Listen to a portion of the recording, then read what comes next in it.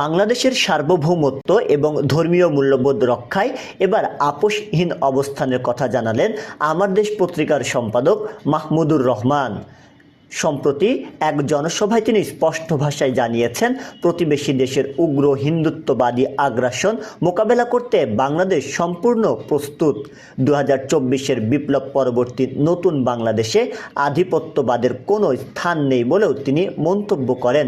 মাহমুদুর রহমানের এই সাহসী বক্তব্য দেশের তরুণ প্রজন্ম এবং ধর্মপ্রাণ মানুষের মধ্যে ব্যাপক সাড়া ফেলেছে। বিশেষ করে সীমান্তে উত্তেজনা এবং অভ্যন্তরীণ রাজনীতিতে বিদেশি হস্তক্ষেপের যে অভিযোগ বারবার উঠছে, তার প্রেক্ষিতে এই হুঁশিয়ারি অত্যন্ত তাৎপর্যপূর্ণ বলে মনে করছেন রাজনৈতিক বিশ্লেষকরা। কেন এটি এখন টক অব দ্য টাউন?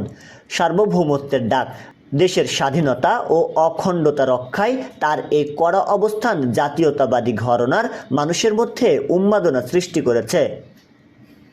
আদালত ও কারাগার থেকে ফেরা, দীর্ঘ লড়াই ও নির্বাসন শেষে তার এই রাজকীয় প্রত্যাবর্তন এবং সরাসরি রাজনৈতিক অবস্থান নেটিজেনদের আগ্রহের তুঙ্গে।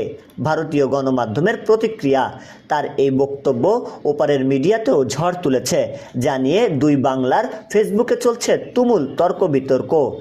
দেশ ও ধর্ম রক্ষায় মাহমুদুর রহমানের এই আহ্বানের সাথে আপনি কি একমত? আপনার সাহসী মন্তব্য কমেন্টে জানান। শাহরিয়ার হিমেল, ডেস্ক রিপোর্ট, নবরূপ টিভি।